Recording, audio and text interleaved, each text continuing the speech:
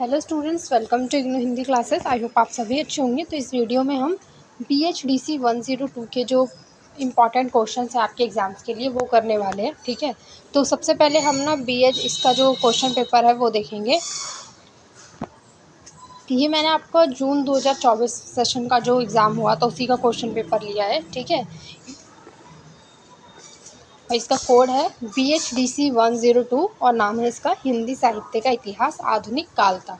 ठीक है, आधुनिक काल तक का जो हिंदी साहित्य का इतिहास है वो हम इसमें देखने वाले हैं, आधुनिक काल का। अब आपका जो पेपर होता है वो 3 घंटे का होता है और 100 मार्क्स का होता है। ठीक है, ये वाला एग्ज़ाम जो है फर्स्ट टाइम बच्चे दे रहे होंगे जो भी है, क्योंकि फर्स्ट ईयर में आपके कोर्स कोड में है एग्ज़ाम में। तो जो भी बच्चे पहली बार एग्ज़ाम दे रहे हैं उनको पता लग जाएगा कि किस तरह का क्वेश्चंस आता है आपके एग्ज़ाम में। ठीक है, किस तरीके से आपको आंसर्स लिखने हैं वो सभी मैं आपको इस वीडियो में बताऊंगी। तो आपका जो पेपर है वो 3 घंटे का ही होगा और 100 मार्क्स का टोटल होगा। ठीक है, अब इसमें लिखा रहता है क्वेश्चन पेपर में कि आपको कितने क्वेश्चन करने हैं, कितने नंबर का पेपर है, सब कुछ आपके क्वेश्चन में मेंशन किया होता है क्वेश्चन पेपर में। ठीक है, तो आपको इसमें ना कि 5 प्रश्नों के उत्तर देने हैं और ना सभी प्रश्न के अंक जो हैं वो समान रहने वाले हैं। ठीक है, तो पहला क्वेश्चन अगर आप देखेंगे तो वो है खड़ी बोली गद्य के विकास का परिचय दीजिए। ठीक है, ये भी 20 मार्क्स का ही है। द्विवेदी युगीन राजनीतिक एवं सामाजिक पृष्ठभूमि का विस्तृत विवेचन कीजिए। ये भी जो क्वेश्चन है वो 20 नंबर का रहने वाला है आपका। छायावाद की पृष्ठभूमि पर प्रकाश डालिए। इसके बाद है उत्तर छायावादी कविता की प्रमुख प्रवृत्तियों का उदाहरण सहित विवेचन कीजिए। ठीक है, उत्तर छायावादी कविता की प्रमुख प्रवृत्तियां मतलब विशेषताएं ही हो जाता है। ठीक है, प्रगतिशील काव्यधारा की विशेषताएं बताइए। इसके बाद अगला है नई कविता की प्रमुख प्रवृत्तियों का उदाहरण सहित विवेचन कीजिए। आप देखो सबसे ज़्यादा क्वेश्चन कविता की जो प्रमुख विशेषताएं हैं उन्हीं से ही पूछा गया है, प्रवृत्तियां के नाम से या तो विशेषता करके डायरेक्ट पूछा है। ठीक है, पर अलग अलग जो युग थे आधुनिक काल के अंदर उनमें से पूछा गया है कि प्रगतिशील, प्रयोगवाद, नई कविता, छायावाद, उत्तर छायावाद, इस तरह से जो है जितने भी युग हैं उन सब से डायरेक्ट काव्य की विशेषता, काव्य की पृष्ठभूमि, युग की पृष्ठभूमि, इस तरह से ही डायरेक्ट क्वेश्चन आपके एग्जाम में बनते हैं। ठीक है, तो आप देख सकते हैं। इसके बाद अगला है समकालीन हिंदी कविता की प्रमुख प्रवृत्तियों का परिचय दीजिए। ठीक है, इसमें भी आपको कविता की प्रमुख प्रवृत्तियों के बारे में ही बताना है, यानी विशेषताओं के बारे में ही बताना है। ये क्वेश्चन भी 20 नंबर का है।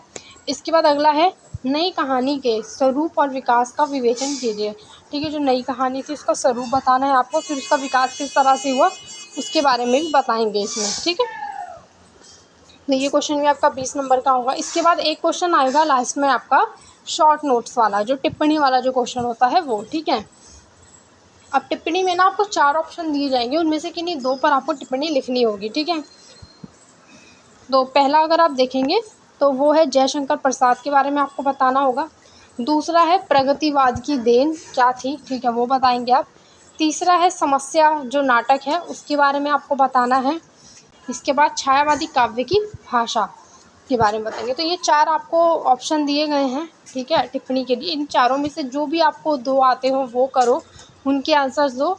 अगर आपको टिप्पणी में से कोई भी क्वेश्चन नहीं आता है तो बाकी के जो 8 क्वेश्चन हैं उनमें से आप 5 क्वेश्चन कर सकते हो। ठीक है, और जब टिप्पणी वाला क्वेश्चन होगा वो आपका 10-10 नंबर का होगा, क्योंकि अगर आपको 2 टिप्पणी लिखनी है तो एक टिप्पणी 10 नंबर की होगी, तो आपको उसी की तरह उसका आंसर भी लिखना होगा। ठीक है, तो ये तो आपको क्वेश्चन पेपर था। अब हम इसके जो गेस्ट पेपर है वो देखते हैं। तो ये आपका गेस्ट पेपर है BHDC 102 हिंदी साहित्य का इतिहास आधुनिक काल। ठीक है, हिंदी साहित्य का इतिहास हम इस वाले कोड में पढ़ेंगे जो आधुनिक काल का ही हमें बताना है। ठीक है, हिंदी साहित्य का इतिहास कैसा था आधुनिक काल का। तो 3 घंटे का पेपर होगा, 100 नंबर का आपका पेपर होने वाला है, वो मैं बता चुकी हूँ आपको। क्वेश्चन पेपर आपने देख लिया है कि किस तरह के क्वेश्चन आएंगे। सभी क्वेश्चन 20-20 नंबर के होने वाले, एक क्वेश्चन टिप्पणी वाला भी होगा। ठीक है, वो भी आपके ऊपर है कि अगर आपको टिप्पणी में से करना है तो टिप्पणी वाला करो, वरना अदरवाइज आप बाकी के जो 8 क्वेश्चन हैं उनमें से कोई 5 क्वेश्चन कर सकते हो। ठीक है, तो इस गेस्ट पेपर के अंदर ना आपको टोटल 36 क्वेश्चन मिलेंगे, लॉन्ग क्वेश्चन जो रहने वाले हैं 20-20 नंबर के, और 21 जो है टिप्पणी वाले को जो क्वेश्चन हैं वो मिलेंगे। ठीक है, जो एग्ज़ाम में पूछे गए हैं, रिपीट हुए हैं और जो रिपीट नहीं भी हुए हैं वो सभी क्वेश्चंस आपको इसमें मिलने वाले हैं और उन सब के आंसर्स भी आप देखेंगे। ठीक है, तो अब हम जो वीडियो है वो देख लेते हैं। जो क्वेश्चन पेपर है हमारा, सॉरी गैस पेपर, ठीक है। तो पहला क्वेश्चन है हमारा, भारतेंदु युग के प्रमुख रचनाकारों का परिचय दीजिए। ठीक है, ये आधुनिक काल का पहला ही युग माना जाता है भारतेंदु युग। तो इस युग के जो प्रमुख रचनाकार थे उनका परिचय देना है आपको। तो थोड़ा सा आप पहले भारतेंदु युग के बारे में बताएंगे, ठीक है, उसका समय काल बताएंगे। उसके बाद आप बात करेंगे उसके युग के प्रमुख रचनाकारों की। तो प्रमुख रचनाकारों की जब हम बात करते हैं तो सबसे पहले भारतेंदु हरिश्चंद्र का ही नाम आता है। ठीक है, उन्हीं को इस युग का प्रवर्तक भी माना जाता है, पिता भी माना जाता है, हम कह सकते हैं। ठीक है, तो भारतेंदु हरिश्चंद्र का आप परिचय देंगे सबसे पहले, उनका छोटा सा परिचय देंगे, फिर उनकी जो रचनाएं हैं उनके बारे में बताएंगे। ठीक है, फिर उनका क्या योगदान रहा वो बताएंगे। इसी तरह फिर अगले जो रचनाकार हैं वो हैं बाल कृष्ण भट्ट। ठीक है, उनका समय काल बताएंगे आप, उनका परिचय देंगे छोटा सा, उनकी मुख्य रचनाओं के बारे में बताएंगे, फिर उनका जो क्या योगदान रहा है इसमें वो बताएंगे। इसके बाद तीसरे जो हमारे रचनाकार हैं वो है प्रताप नारायण मिश्र। तो इसमें भी आप इनका एक छोटा सा परिचय देंगे कि ये भारतेंदु मंडल के अंदर कवि आ जाते हैं। ठीक है, जो भारतेंदु युग में एक भारतेंदु मंडल बना हुआ था उसी के अंदर ये कवि आते हैं, प्रताप नारायण मिश्र उसी का हिस्सा थे ये। तो इनका परिचय देंगे आप छोटा सा और इनकी मुख्य रचनाओं के बारे में बताएंगे, फिर इनका क्या योगदान रहा है भारतेंदु युग के अंदर वो बताएंगे। ठीक है, इसके बाद अगले जो कवि आते हैं वो आते हैं हमारे राधाचरण गोस्वामी। तो इनका भी आप छोटा सा परिचय देंगे सबसे पहले और उसके बाद फिर मुख्य रचनाओं के बारे में बताएंगे। ठीक है, इसके बाद आप इनका जो क्या योगदान रहा, महत्वपूर्ण क्या योगदान रहा इस युग के अंदर वो बताएंगे। इसके बाद हमारे अगले जो रचनाकार हैं वो है ठाकुर जगमोहन सिंह। ठीक है, इनका भी आप इसी तरह से ही आंसर लिखेंगे कि मुख्य रचनाएं बताएंगे, परिचय देंगे, योगदान के बारे में बताएंगे। इसके बाद अगले जो रचनाकार हैं वो है श्रीधर पाठक। इनका भी आप पहले परिचय देंगे, फिर मुख्य रचनाओं के बारे में बात करेंगे इनकी, फिर इनका क्या योगदान रहा वो बताएंगे। इसके बाद आ जाते हैं बंशीधर द्विवेदी। ठीक है, तो इनका भी आप परिचय देंगे सबसे पहले, फिर मुख्य रचनाओं के बारे में बताएंगे और उसके बाद इनका योगदान बताएंगे। इसके बाद अगले कवि आते हैं, अगले रचनाकार आते हैं गंगा प्रसाद। ठीक है, तो इनका भी आप सबसे पहले परिचय देंगे, फिर इनकी मुख्य रचनाएं कौन कौन सी थी वो बताएंगे। ठीक है, फिर इनका क्या योगदान रहा उसके बारे में बताएंगे। फिर इसके बाद भारतेंदु मंडल का समग्र योगदान क्या रहा इस युग के अंदर उसकी बात करेंगे और लास्ट में आप निष्कर्ष लिख के जो अपना आंसर है वो कंप्लीट करेंगे। ठीक है,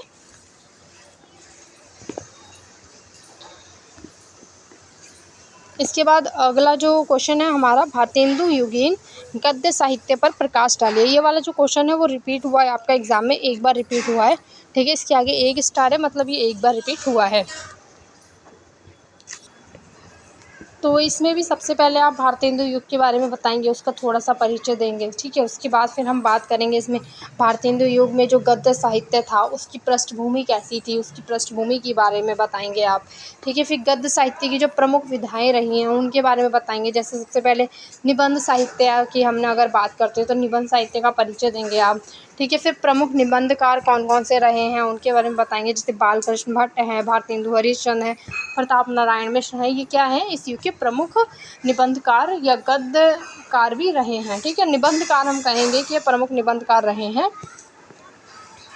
इसके बाद अगले जो विधा है वो है नाटक साहित्य। तो नाटक साहित्य क्या है का आप एक छोटा सा परिचय देंगे। ठीक है, फिर प्रमुख नाटककार और उनके नाटक के बारे में आप बताएंगे। तो प्रमुख नाटककार की अगर हम बात करते हैं तो उनमें भारतेंदु हरिश्चंद्र का नाम आ जाता है। ठीक है, जिसके अंदर उनके नाटक हैं अंधेर नगरी, भारत दुर्दशा, सत्य हरिश्चंद्र। ठीक है, तो ये तीन क्या हैं इनके प्रमुख नाटक रहे हैं। और इसके अलावा अगले जो प्रमुख अगले और भी अन्य भी नाटककार रहे हैं इसमें, राधाचरण गोस्वामी है, जगमोहन सिंह है, ये भी जो नाटक ये जो रचनाकार हैं इन्होंने भी काफ़ी ज़्यादा नाटक लिखे हैं। ठीक है, इसके बाद हम बात करेंगे पत्रकारिता की। ठीक है, तो भारतेंदु युग में ही पत्रकारिता का क्या महत्व था उसके बारे में आप बताएंगे, पत्रकारिता के बारे में आप थोड़ा सा बताएंगे। फिर आप प्रमुख पत्र पत्रिकाओं के बारे में बताएंगे, जैसे कवि वचन सुधा है, हिंदी प्रदीप, ब्राह्मण। ठीक है, ये सभी क्या है प्रमुख पत्रिकाएं रही हैं। ठीक है, इसके बाद आप बात करेंगे जीवनी और आत्मकथा साहित्य की, तो इसके बारे में भी आप पहले छोटा-सा परिचय देंगे, ठीक है। फिर प्रमुख रचनाओं के बारे में बताएँगे आप, कौन-कौन सी रही हैं। फिर आलोचना और साहित्य की बात करेंगे आप। जो आलोचना साहित्य है, ये भी एक गद्य साहित्य की ही विधा है, गद्य विधा है, तो उसके बारे में आप बताएँगे, ठीक है। तो इसके बारे में आप पहले छोटा-सा परिचय देंगे। फिर आप यात्रा साहित्य के बारे में बताएँगे, ये भी एक विधा है, ठीक है, इसका परिचय देंगे आप। फिर कथा साहित्य के बारे में बताएँगे, जिसके अंदर हम कह सकते हैं कहानियाँ जो आ जाती हैं, उपन्यास आ जाते हैं, जिसमें कोई कथा कही जाती है, ठीक है। तो कथा साहित्य के बारे में आप बताएँगे। फिर प्रमुख रचनाओं के बारे में आप बताएँगे उस युग की, जो कौन-कौन सी कथाएँ रही हैं। फिर गद्य साहित्य की जो भाषा शैली थी, उसके बारे में आप बताएँगे, कि कैसी भाषा में गद्य साहित्य लिखा जाता था भारतेंदु युग में, ठीक है। फिर उसकी विशेषताओं के बारे में बताएँगे।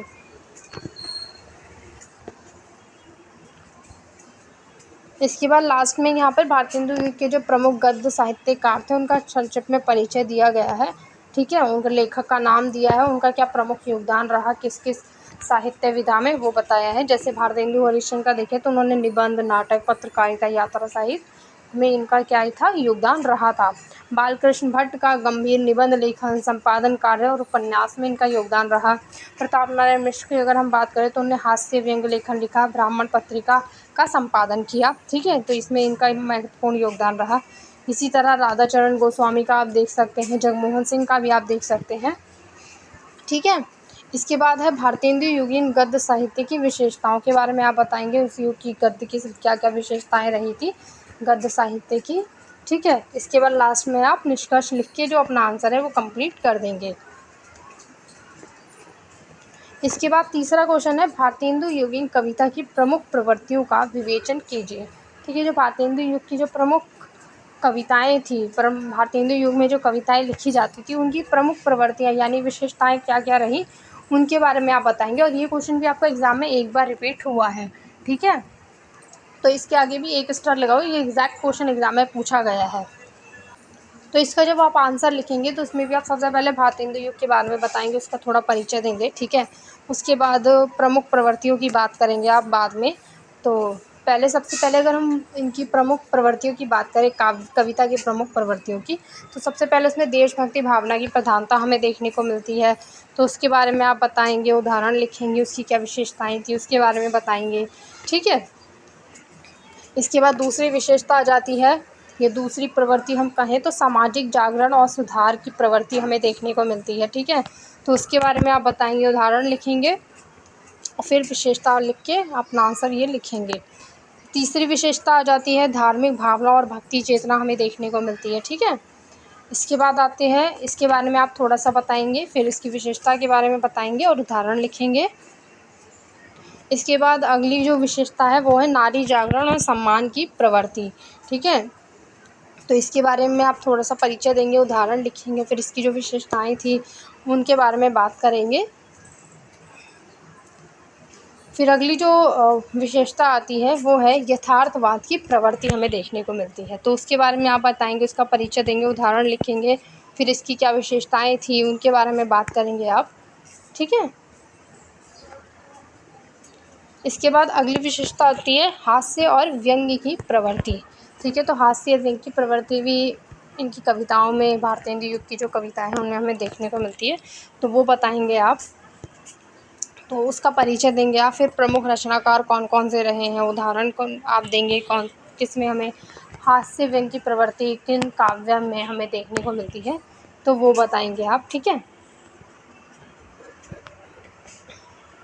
इसके बाद इस युग की जो कविताएं लिखी जाती थी उसकी भाषा और शैली की प्रवृत्ति की बात करेंगे आप, ठीक है, कैसी भाषा और कैसी शैली में ये जो कविताएं हैं वो लिखी गई हैं। इसके बाद नई विषय वस्तु और चेतना हमें देखने को मिलती है, ये भी एक प्रवृत्ति है इस युग की, कि इस युग में जो कविता के जो नए विषय हमें देखने को मिलते हैं और चेतना जो है वो भी हमें नई देखने को मिलती है कविताओं के माध्यम से, ठीक है। तो उसके बारे में आप बताएंगे, उसका परिचय देंगे, फिर उसकी विशेषताओं की बात करेंगे। इसके बाद अगली विशेषता है काव्य में नवाचार और प्रयोग धर्मिता हमें देखने को मिलती है, ठीक है। तो उसके बारे में आप बताएंगे, आप उसका परिचय देंगे। इसके बाद प्रमुख कवि और उनका योगदान क्या क्या रहा वो बताएंगे आप, ठीक है। कि भारतेंदु हरिश्चंद्र का किसमें योगदान रहा, देशभक्ति, सामाजिक चेतना, व्यंग्य, इनसे संबंधित उन्होंने काफ़ी सारी जो रचनाएं हैं वो लिखी हैं अपनी। प्रताप नारायण मिश्र की अगर बात करें तो हास्य, व्यंग्य, नारी सुधार और धार्मिकता की बात करते हैं वो अपने काव्य के माध्यम से, ठीक है। तो ये सभी क्या है, प्रमुख कवि और उनके योगदान, उनका क्या योगदान रहा कविता में उसके बारे में बताया, तो वो आप पढ़ सकते हैं। लास्ट में आप अपना आंसर निष्कर्ष लिखेंगे और उसके बाद कंप्लीट कर देंगे, ठीक है। इसके बाद हमारा अगला क्वेश्चन है, नवजागरण और स्वाधीनता आंदोलन की पृष्ठभूमि बताते हुए नवजागरण के उदय पर प्रकाश डालिए, ठीक है। तो इसका आंसर आप ऐसे लिखेंगे, पहले भारतेंदु इसके बारे में आप बताएंगे, थोड़ा सा इसका परिचय देंगे नवजागरण और स्वाधीनता आंदोलन के बारे में, ठीक है, उसका एक छोटा सा परिचय देंगे। फिर नवजागरण की पृष्ठभूमि के बारे में बताएंगे आप, कि नवजागरण का अर्थ बताएंगे, ठीक है। फिर उसके विशेषताओं की बात करेंगे कि औपनिवेशिक शासन की भूमिका क्या रही नवजागरण में, ठीक है। आधुनिक शिक्षा प्रणाली कैसी थी, छापा खाना और पत्रकारिता का कैसा कार्य चल रहा था, ठीक है। तो ये सब आप बताएंगे। फिर धार्मिक पुनर्जागरण और सुधार आंदोलन जो हुए उसके बारे में आप बताएंगे।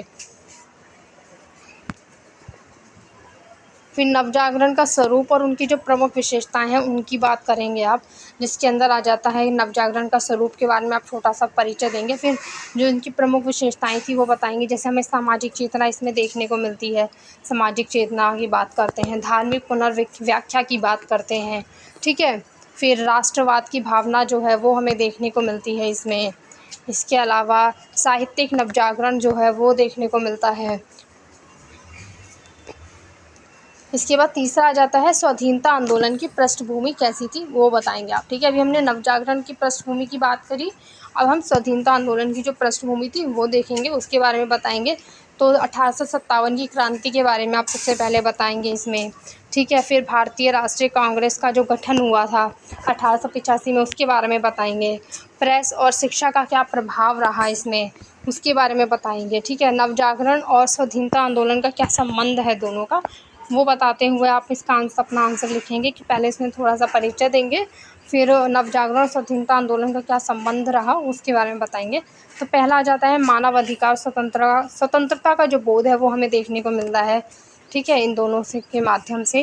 राष्ट्रीय एकता और सांस्कृतिक गौरव जो है वो हम देखते हैं। राजनीतिक नेतृत्व की तैयारी की जाती है इसके अंदर। फिर लास्ट में उपसंहार यानी निष्कर्ष लिख के अपना जो आप आंसर है वो कंप्लीट कर देंगे, ठीक है।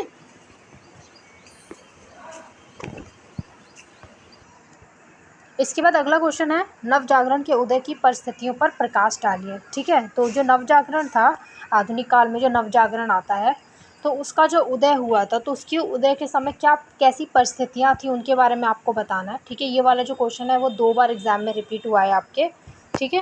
तो आप नवजागरण के बारे में बताएंगे कि भारत का जो नवजागरण था भारत में वो कब शुरू हुआ था उसका परिचय देंगे, ठीक है। फिर उनकी परिस्थितियों के बारे में बताएंगे कि ब्रिटिश शासन की स्थापना हुई थी उस समय और क्या प्रभाव था उसका ब्रिटिश शासन की स्थापना का, तो उसके बारे में बताएंगे आप, ठीक है।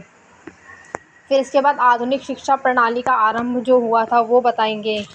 इसके अलावा आप प्रिंट प्रेस और पत्रकारिता का भी उस समय पे काफ़ी ज़्यादा विकास हुआ था नवजागरण के समय में, तो उसके बारे में बताएंगे, ठीक है। इसके बाद जो धार्मिक सामाजिक कुरीतियाँ थी ना वो भी अपनी चरम स्थिति पर थी, तो उस पर भी काफ़ी ज़्यादा कार्य किया गया, ठीक है। जैसे कि सती प्रथा था, बाल विवाह, स्त्रियों की जो दुर्दशा थी, जातिवाद और अस्पृश्यता, मूर्ति पूजा, तंत्र मंत्र, अंधविश्वास, इन सभी का भी क्या था उस समय की जो परिस्थितियाँ थी उस समय में ना ये सब चरम सीमा पर था, अपनी चरम स्थितियों पर था, ठीक है। इसके बाद धर्म सुधार आंदोलनों का भी जो जन्म होता है वो होता है इसी समय काल में। धर्म से संबंधित जो हैं सुधार आंदोलन भी किए जाते हैं काफ़ी सारे, ठीक है। जिसमें हम विशेष रूप से योगदान की बात करें तो ब्रह्म समाज का काफ़ी योगदान रहा, आर्य समाज का भी काफ़ी योगदान था, रामकृष्ण मिशन, थियोसॉफिकल सोसाइटी, इन सभी का क्या है इसमें काफ़ी ज़्यादा योगदान रहा था, ठीक है। इसके बाद अगला आता है पश्चिमी विचारों का प्रभाव। तो पश्चिमी विचारों का क्या प्रभाव था वो हम देखते हैं इसमें। इसके अलावा औद्योगिकीकरण और व्यापारिक संरचना में जो बदलाव थे उसके बारे में देखते हैं, ठीक है। और इसके अलावा राष्ट्रीयता और आत्मगौरव की भावना का भी विकास होता है इसी समय में, ठीक है। फिर स्त्री जागृति और सुधार आंदोलन भी किए जाते हैं। इसके साथ में साहित्यिक और सांस्कृतिक पुनर्जागरण भी होता है इसमें, नवजागरण में, ठीक है। इसके बाद लास्ट में आप इसमें निष्कर्ष लिखेंगे और अपना जो आंसर है वो कंप्लीट कर देंगे। इसके बाद अगला क्वेश्चन है स्वतंत्रता आंदोलन के ऐतिहासिक परिप्रेक्ष्य का परिचय दीजिए, ठीक है। जो स्वतंत्रता आंदोलन था उसका ऐतिहासिक परिप्रेक्ष्य आपको बताना है क्या था। तो इसमें भी आप पहले थोड़ा सा परिचय देंगे, ठीक है। फिर आप पॉइंट में सारी बातें जो हैं वो लिखेंगे कि भारत में ब्रिटिश उपनिवेशवाद की स्थापना होती है, ठीक है। ब्रिटिश शासन का क्या प्रभाव था वो बताएंगे। फिर 1857 की क्रांति थी जो प्रथम स्वतंत्रता संग्राम माना जाता है, ठीक है, वो उसके बारे में बताएंगे। फिर उसके प्रमुख कारण क्या थे क्रांति के, उसके बारे में बताएंगे। इसके बाद नवजागरण और सामाजिक चेतना का विकास किस तरह से हुआ इस समय में वो बताएंगे, ठीक है। फिर इसके बाद भारतीय राष्ट्रीय कांग्रेस का गठन होता है उसके बारे में बताएंगे। फिर उग्र राष्ट्रवाद और क्रांतिकारी आंदोलन के बारे में आप बताएंगे, ठीक है। क्रांतिकारी गतिविधियाँ क्या क्या थी वो बताएंगे। इसके बाद गांधी युग और अहिंसक आंदोलन के बारे में आप बताएंगे, ठीक है।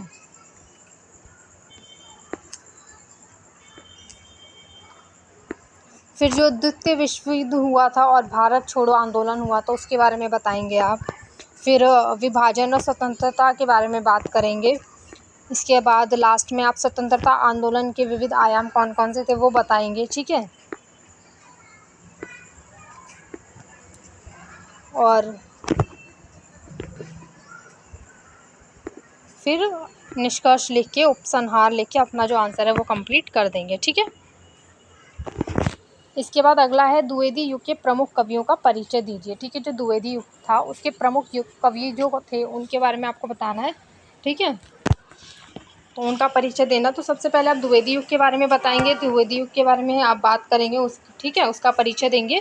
फिर आप उनके जो प्रमुख कवि थे उनके बारे में बताएंगे, जैसे मैथिली शरण गुप्त आते हैं उनका परिचय देंगे। फिर उनके जो विशेषताएं थी उनकी बात करेंगे, उनकी प्रमुख कृतियों के बारे में बताएंगे, ठीक है। इसी तरह फिर अयोध्या सिंह उपाध्याय हरिओद आ जाते हैं, उनका परिचय देंगे, ठीक है। फिर उनकी विशेषताओं के बारे में बात करेंगे, फिर उनकी जो प्रमुख कृतियाँ थी वो बताएंगे। फिर इसके बाद तीसरे आ जाते हैं अयोध्या नाथ मिश्र रत्नाकर, ठीक है। तो इनके बारे में आप बताएंगे, फिर इनका परिचय देंगे, इनकी विशेषताओं के बारे में बताएंगे, इनकी क्या क्या विशेषताएं रही थी, ठीक है। इसके बाद आते हैं श्रीधर पाठक,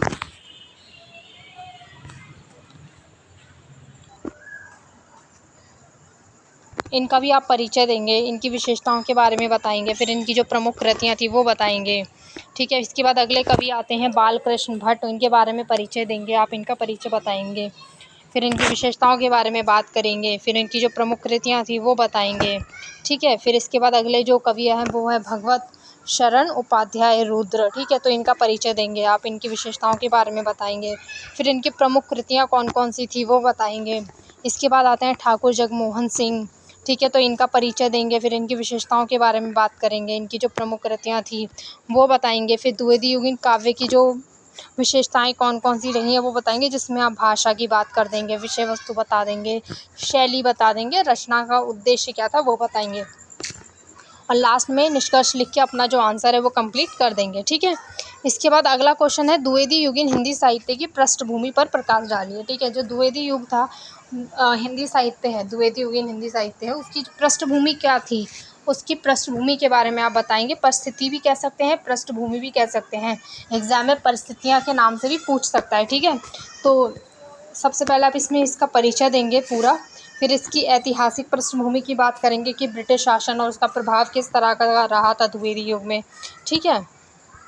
इसके बाद आप सामाजिक पृष्ठभूमि की बात करेंगे तो उसमें कुरीतियों का विरुद्ध संघर्ष हमें देखने को मिलता है, जो सामाजिक कुरीतियाँ थी उनकी बात की जाती है, उनका विरोध किया जाता है, ठीक है। उसमें कई सारे सुधार के कार्य किए जाते हैं, तो उसके बारे में बताएँगे आप, ठीक है। इसके बाद अगली आ जाती है राजनीतिक पृष्ठभूमि। तो राष्ट्रीय आंदोलन की शुरुआत होती है उस समय में, तो वो जो राष्ट्रीय आंदोलन हुए हैं, कौन-कौन से आंदोलन हमें देखने को मिलते हैं उस युग में, तो उनके बारे में आप बताएँगे, ठीक है। फिर सांस्कृतिक और धार्मिक पृष्ठभूमि की बात करेंगे आप, जिसमें हम कह सकते हैं कि वो नवजागरण की भूमिका भी रही थी, ठीक है।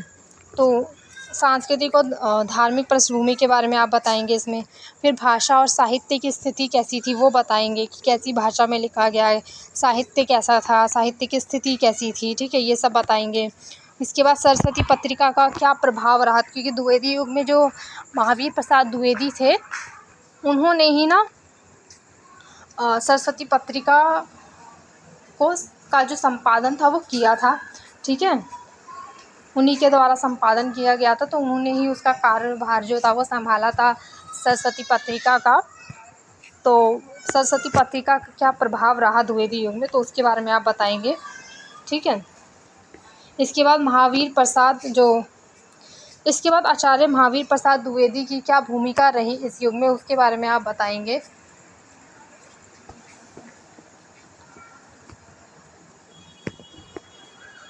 और फिर शिक्षा और आधुनिक विचारधारा का क्या प्रभाव रहा वो बताएँगे। फिर साहित्यिक विधाओं का विकास किस तरह से होता है इसमें, जैसे कि इसमें काफ़ी सारी विधाएँ जो हमें देखने को मिलती हैं, जो कविता की नहीं होती है, पद्य विधा नहीं होती है, बल्कि गद्य की विधाएँ जो हैं उनका काफ़ी ज़्यादा विकास होता है इस युग में, जैसे निबंध, आलोचना, नाटक, ठीक है। ये सब क्या है, काफ़ी ज़्यादा लिखे गए हैं द्विवेदी युग के अंदर।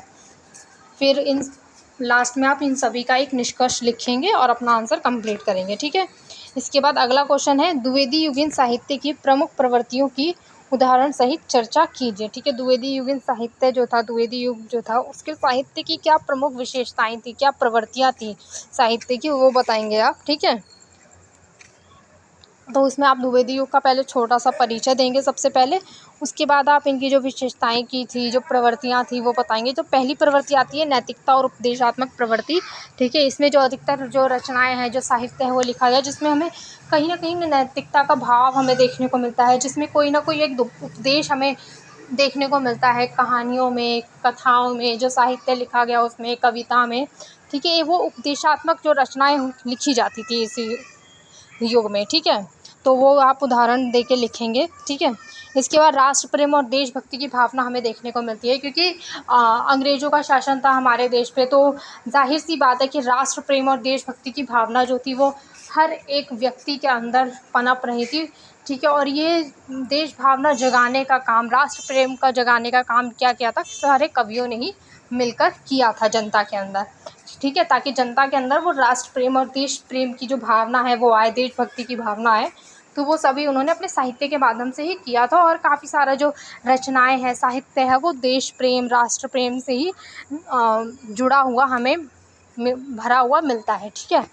तो वो आप लिखेंगे इसमें। फिर सामाजिक सुधार की प्रवृत्ति भी हमें देखने को मिलती है इसमें, ये भी एक सामाजिक सुधार की प्रवृत्ति भी इसका महत्वपूर्ण विशेषता रही है, महत्वपूर्ण प्रवृत्ति है, क्योंकि इस समय की जो भी कुरीतियाँ थी समाज से जुड़ी हुई, बाल विवाह, विधवा विवाह, ठीक है, सती प्रथा, ये सभी जो प्रवृत्तियाँ हमें देखने को ये सभी जो समाज से जुड़ी हुई जो कुरीतियाँ हैं जो हमें देखने को मिलती है, इन सभी पर कार्य किया गया, सुधार कार्य किया गया, ठीक है।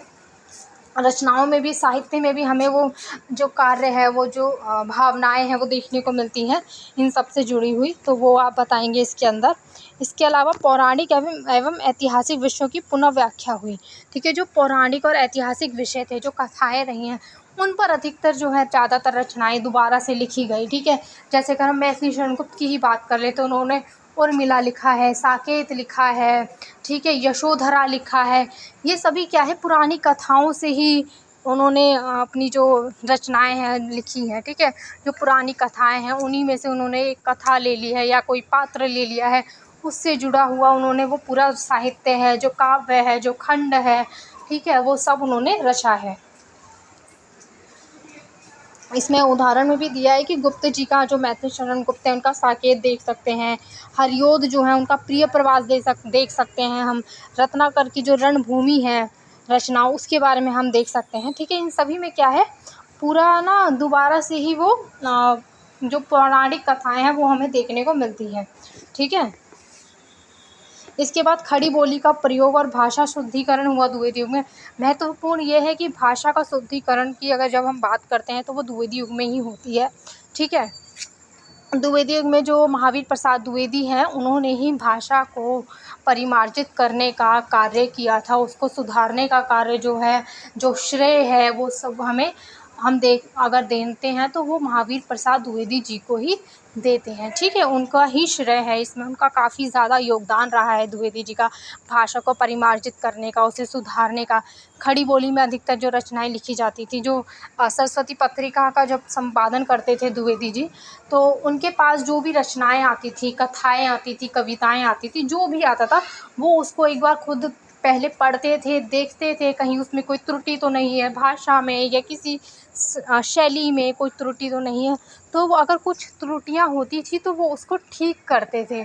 ठीक है। और उसके बाद ही वो जो कथा है, जो साहित्य है, जो कविता है, वो सरस्वती पत्रिका में छपती थी। ठीक है।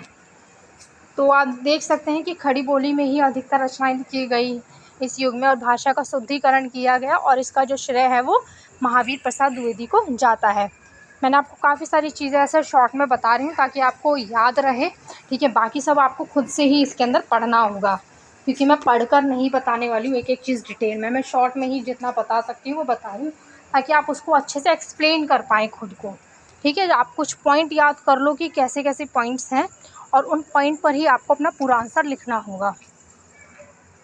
तो आदर्शवाद की प्रवृत्ति भी हमें कहीं ना कहीं इसमें द्विवेदी युग में देखने को मिलती है, तो ये भी एक विशेषता रही है द्विवेदी युग की। ठीक है। इसके बाद आप इसमें उदाहरण लिखेंगे इसमें भी। फिर इसके साथ में गद्य साहित्य में निबंध, आलोचना और जीवन की प्रवृत्ति भी जो है वो हमें देखने को मिलती है। ठीक है। गद्य साहित्य का भी जो है इस युग में काफ़ी ज़्यादा विकास होता है, जिसमें हम देखते हैं निबंध लिखे गए, आलोचनात्मक रचनाएं हमें देखने को मिलती है, जिसे आलोचना कहते हैं। ठीक है। आलोचना जो गद्य होता है, जो साहित्य होता है, वो देखने को मिलता है। जीवनी लिखे गए काफ़ी सारे। ठीक है।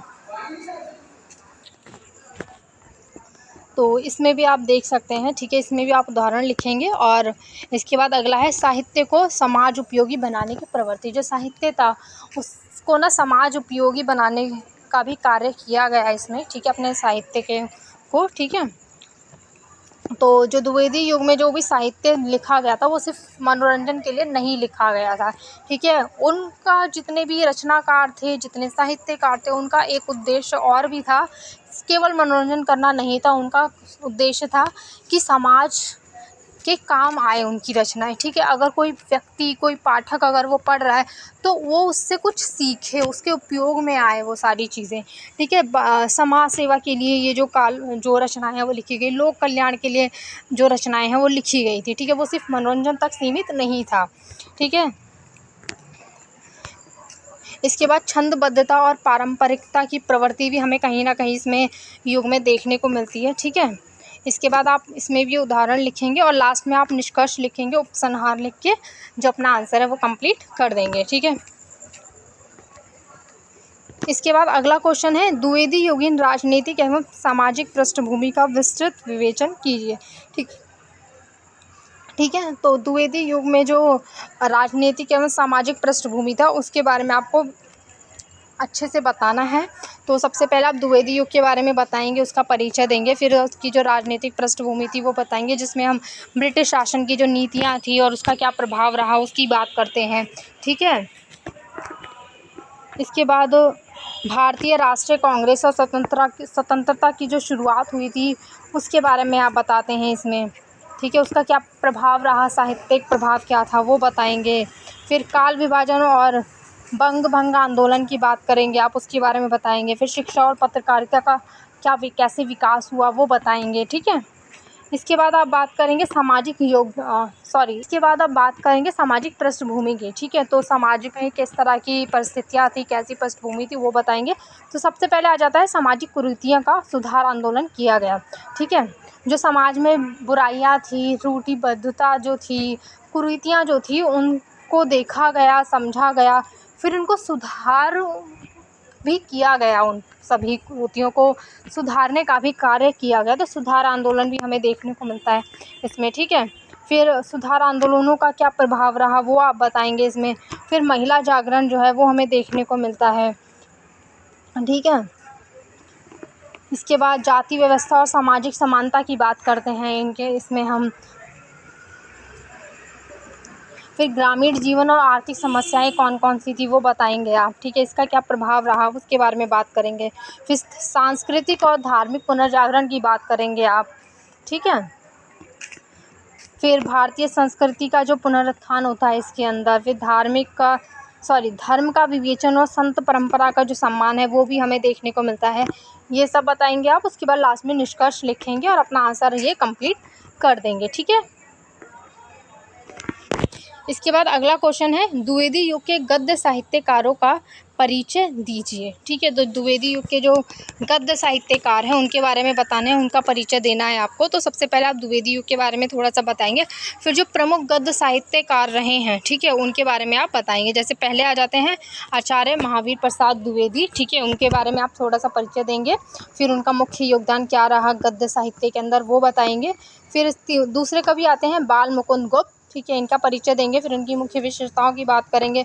फिर इनकी गद्य साहित्य की जो प्रमुख रचनाएं हैं वो कौन कौन सी रही हैं उनके बारे में बताएंगे। फिर प्रताप नारायण मिश्र आ जाते हैं, ठीक है, इन्होंने भी ये भारतेंदु युग में ही के भी कवि रहे हैं और द्विवेदी युग तक भी इन्होंने जो रचनाएं हैं वो लिखी हैं, ठीक है। तो द्विवेदी युग के भी कवि माने जाते हैं। तो इनका क्या गद्य लेखन की जो क्या विशेषताएं थी उनके बारे में बताएंगे, इनका परिचय देंगे आप, ठीक है। फिर इनकी जो प्रसिद्ध रचनाएं कौन कौन सी रही हैं गद्य साहित्य में तो वो बताएंगे। फिर आते हैं रामचंद्र शुक्ल, ठीक है, आचार्य रामचंद्र शुक्ल आते हैं, तो इनका परिचय देंगे। इनकी मुख्य विशेषताओं के बारे में आप बात करेंगे कि इनकी क्या विशेषताएं रही हैं, ठीक है। फिर प्रमुख कृतियाँ कौन कौन सी रही हैं, तो सबसे प्रमुख कृति तो वही आती है हिंदी साहित्य का इतिहास जो हम पढ़ते हैं, ठीक है। इसके अलावा भी अधिक आदि जो रचनाएं हैं जो गद्य साहित्य है उसमें भी इनका काफ़ी ज़्यादा योगदान रहा है। फिर अगले कवि आते हैं, अगले जो साहित्यकार हैं वो हैं मैथिली शरण गुप्त, ठीक है, तो उनका परिचय देंगे आप। फिर इनका जो गद्य योगदान क्या रहा गद्य में योगदान तो उनकी बात करेंगे आप, ठीक है।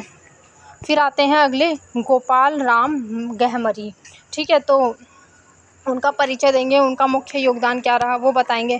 फिर प्रेमचंद आ जाते हैं, तो प्रेमचंद के बारे में आप परिचय देंगे, प्रेमचंद के बारे में बताएंगे, ठीक है, और उनकी मुख्य जो विशेषताएं रही हैं जो गद्य साहित्य रहा है रचनाएं रही हैं वो बताएंगे।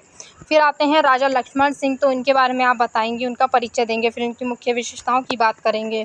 फिर ठाकुर जगमोहन सिंह आते हैं, इनके बारे में बताएंगे, इनका विशेष क्या योगदान रहा वो बताएंगे। फिर आते हैं चंद्रधर शर्मा गुलेरी, ठीक है, तो इनका कहानी विधा में काफ़ी प्रमुख योगदान रहा है इनका, इन्होंने बहुत सारी अच्छी अच्छी कहानी लिखी है, ठीक है, तो उसके बारे में आप बताएंगे। फिर उनका गद्य में क्या योगदान रहा वो बताएंगे, ठीक है। तो ये जो है द्विवेदी युग के गद्य साहित्यकार के बारे में हम जान लिया। फिर आप इसमें आगे और लिखेंगे कि द्विवेदी युग गद्य साहित्य की विशेषताएं कौन कौन सी रही थी, ठीक है। तो सुधारवादी दृष्टिकोण हमें पहला तो देखने को मिलता है, दूसरा जो विशेषता है वो राष्ट्रीय चेतना है, तीसरा है भाषा का परिष्कार यानी कि सुधार का कार्य किया गया, भाषा परिमार्जित होती है इसमें, ठीक है। इसके बाद आता है साहित्यिक मर्यादा का विकास होता है, पत्र पत्रिकाओं की भी भूमिका महत्वपूर्ण रही है, विशेषकर कि सरस्वती पत्रिका की जिसका संपादन महावीर प्रसाद द्विवेदी करते हैं, ठीक है, ये बात हमेशा याद रखना। इसके बाद लास्ट में आप निष्कर्ष लिखेंगे और अपना आंसर कंप्लीट कर देंगे, ओके। इसके बाद अगला क्वेश्चन है द्विवेदी युग के विशिष्ट साहित्यकारों का परिचय दीजिए, ठीक है। तो इसमें आपको द्विवेदी युग के बारे में बताएंगे सबसे पहले आप, उसके बाद जो सबसे महत्वपूर्ण जो विशिष्ट जो साहित्यकार रहे हैं उनका परिचय देंगे, ठीक है। तो आप ये देख सकते हैं इसमें आप इनमें द्विवेदी युग के अंदर हम देखते तो रामचंद्र शुक्ल का विशिष्ट स्थान रहा, उन्होंने हिंदी आलोचना की जो थी वो नींव रखी थी, ठीक है, आलोचनात्मक जो रचनाएं हैं उन्होंने काफ़ी सारी लिखी हैं। फिर बाल मुकुंद गुप्त आते हैं इसमें जिन्होंने व्यंग्यात्मक और राष्ट्रवादी लेखन लिखा, ठीक है। इसके अलावा फिर गद्य साहित्य में अगर हम देखते हैं तो प्रताप नारायण मिश्र आते हैं जिन्होंने हास्य और व्यंग्य जो साहित्य है उससे संबंधित साहित्य लिखा और उसके माध्यम से समाज सुधार का भी संदेश दिया।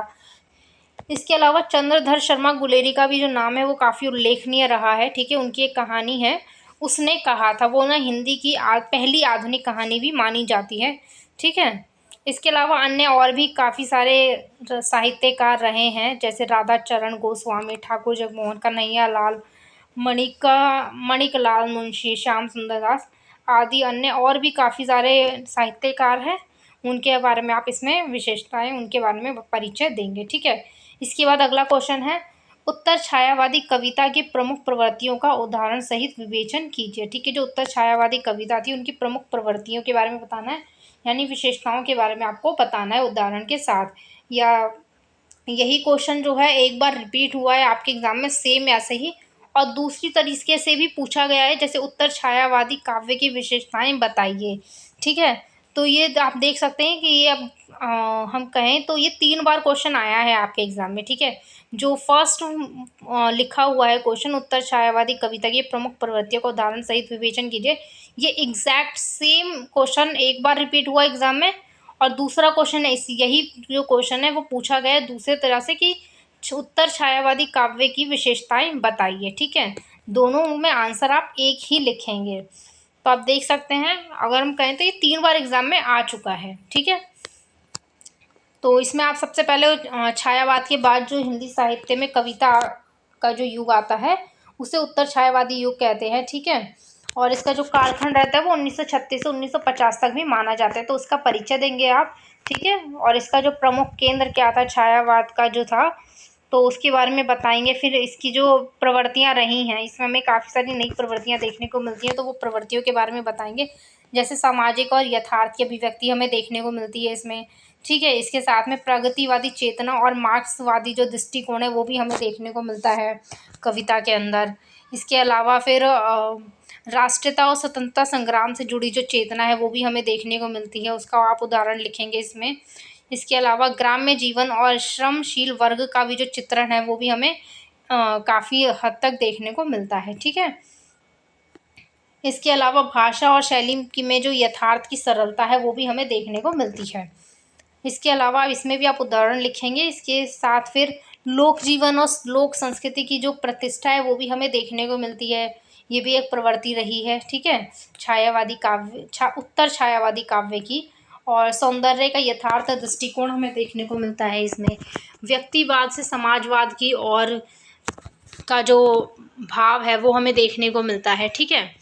इसके अलावा फिर आप लास्ट में निष्कर्ष लिखेंगे और ये जो अपना आंसर है वो कंप्लीट कर देंगे इसी तरह। इसके बाद अगला है क्वेश्चन, उत्तर छायावादी काव्य की शिल्पगत विशेषताओं पर प्रकाश डालिए। शिल्पगत विशेषताओं जिसमें हम काव्य शिल्प की बात करते हैं कि वो जो काव्य है उसकी शैली कैसी थी, भाषा कैसी थी, कौन से अलंकारों का प्रयोग किया गया, किन छंदों का प्रयोग किया, ये सब कुछ क्या आ जाता है काव्य की शिल्पगत विशेषताओं के अंदर आ जाता है। तो आप सबसे पहले उत्तर छायावादी युग के बारे में बताएंगे, फिर उसकी जो काव्य शिल्प विशेषताएं हैं वो बताएंगे। तो सबसे पहले हम इसमें काव्य भाषा में सरलता और जन सामान्यता हमें देखने को मिलती है इसमें। ठीक है। जो काव्य की भाषा है उसमें हमें सरलता और जन सामान्यता हमें देखने को मिलती है, तो वो बताएंगे, उसकी विशेषताएं बताएंगे। उदाहरण भी लिख सकते हैं आप अगर आपको कुछ पंक्तियां याद हों तो। ठीक है। फिर छंदों का प्रयोग हमें देखने को मिलता है और मुक्त छंद की जो प्रवृत्ति है वो विशेष रूप से हमें दिखाई देती है। ठीक है। इसका भी आप उदाहरण लिखेंगे। इसके अलावा फिर प्रतीक और बिंबों में यथार्थ के धरातल हमें देखने को मिलते हैं। इसके अलावा अलंकारों की सामान्य उपस्थिति जो है वो भी हमें देखने को मिलती है इसमें। फिर शैली की विविधता और प्रयोगशीलता में भी हमें देखने को मिलती है। ठीक है। इसके अलावा शैली की विशेषताओं के बारे में आप बात करेंगे। फिर अभिव्यक्ति में व्यंग्य और तीव्रता जो है वो भी हमें देखने को मिलती है इसमें। फिर चित्रात्मकता और संवेदनशील चित्रण किया गया है काव्य का, वो हमें देखने को मिलता है। इसके अलावा कथात्मकता और संवाद शैली का भी प्रयोग हमें देखने को मिलता है। फिर वाक्य विनाश और विराम चिन्हों की जो भूमिका है वो आप बताएंगे इसमें। फिर आत्मकथ्य से जनकथ्य की और का जो भाव है वो हमें देखने को मिलता है। फिर आप निष्कर्ष लिख के अपना जो आंसर है वो कंप्लीट कर देंगे। ठीक है। इसके बाद है अगला, प्रमुख उत्तर छायावादी कवियों का परिचय प्रस्तुत कीजिए। ठीक है। तो जो उत्तर छायावादी कवि हैं उनका परिचय आपको देना है। तो सबसे पहले आप इसमें उत्तर छायावादी युग के बारे में परिचय देंगे, फिर उसके बाद जो प्रमुख कवि रहे हैं उनके बारे में बताएंगे। जैसे रामधारी सिंह दिनकर आ जाते हैं इसमें। ठीक है। फिर नागार्जुन आ जाते हैं। फिर इसके अलावा अन्य और भी काफ़ी सारे जो प्रमुख कवि हैं वो इसमें आते हैं। ठीक है। तो वो आप इसमें देख के अपना जो आंसर है वो लिख सकते हैं। ठीक है। और उनके काव्य की विशेषताओं के बारे में बता सकते हैं।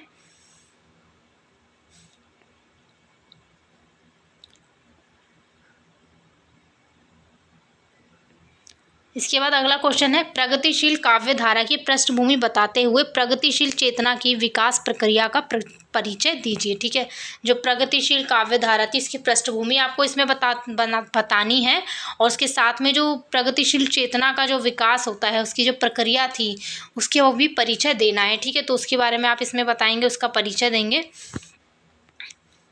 ठीक है, और आप ना ये ना स्क्रीनशॉट लेके भी पढ़ सकते हैं या वीडियो को पॉज लिख करके भी पढ़ सकते हैं। इतना टाइम नहीं है, आपका 5 तारीख को शायद एग्ज़ाम है आपका, तो आप अच्छे से तैयारी करो अपने एग्ज़ाम की। ठीक है,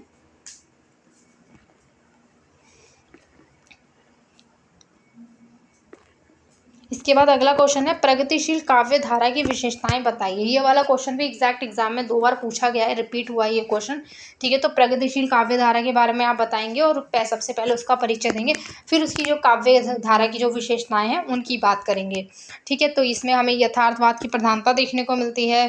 ठीक है, इसके बाद वर्ग संघर्ष एवं सामाजिक विषमता का चित्रण हमें देखने को मिलता है, दूसरी विशेषता ये हुई। तीसरी है जनमानस की चेतना से जुड़ाव हमें देखने को मिलता है। इसके अलावा राष्ट्रीय चेतना और स्वतंत्रता संग्राम से संबंधित जो काव्य है वो भी हमें देखने को मिलते हैं। ठीक है, भाषा की जो सहजता और लोक प्रचलन है वो हमें देखने को मिलता है भाषा में। ठीक है, स्त्री और दलित चेतना की अभिव्यक्ति भी हमें काफ़ी ज़्यादा दिखाई देती है इसमें। ठीक है, प्रतीकों और बिंबों में की जो नवीनता है वो हमें देखने को मिलती है इसमें। इसके बाद व्यंग्य और तीखा प्रहार भी है, वो भी कविताओं के माध्यम से हमें देखने को मिलता है। ठीक है, कर्मशीलता और श्रम की महिमा भी जो है वो भी हमें दिखाई देती है, कविता के माध्यम से दिखाया जाता है। कविता में श्रम का भी जो सौंदर्य है वो भी काफ़ी ज़्यादा अच्छे से प्रस्तुत किया गया है, उसका काफ़ी अच्छा चित्रण किया गया है। ठीक है, फिर सामाजिक परिवर्तन और क्रांति की आकांक्षा भी है जो हमें देखने को मिलती है। ठीक, फिर मार्क्सवादी दृष्टिकोण का प्रभाव हमें देखने को मिलता है। वे जीवन के समग्र यथार्थ का जो चित्रण है वो भी हमें इसके जो काव्य है उनमें दिखाई देता है। ठीक है, फिर लास्ट में आप निष्कर्ष लिखेंगे और अपना आंसर कंप्लीट कर देंगे। इसके बाद अगला क्वेश्चन है, नई कविता की पृष्ठभूमि का परिचय दीजिए। ठीक है, जो नई कविता है उसकी पृष्ठभूमि कैसी थी उसके बारे में आपको बताना है सबसे पहले, या अगर हम कहें तो दूसरा क्वेश्चन ये एग्जाम में दूसरी तरह से भी पूछा गया है कि नई कविता की पृष्ठभूमि का विस्तृत विवेचन कीजिए। आप देखो दोनों का पूछने का तरीका अलग है लेकिन क्वेश्चन एक ही है और आंसर भी इसका एक ही लिखा जाएगा। ठीक है, मतलब दोनों क्वेश्चन का एक ही रहने वाला है कि पृष्ठभूमि के बारे में ही आपको बताना है, पृष्ठभूमि का ही परिचय देना है नई कविता का। ठीक है, तो आप नई कविता का पहले थोड़ा सा परिचय देंगे, फिर उसकी पृष्ठभूमि की बात करेंगे जिसमें ऐतिहासिक, सामाजिक, राजनीतिक, साहित्यिक जो पृष्ठभूमि है वो हमें देखने को मिलती है। ठीक है, तो उसके बारे में आप बताएंगे इसमें।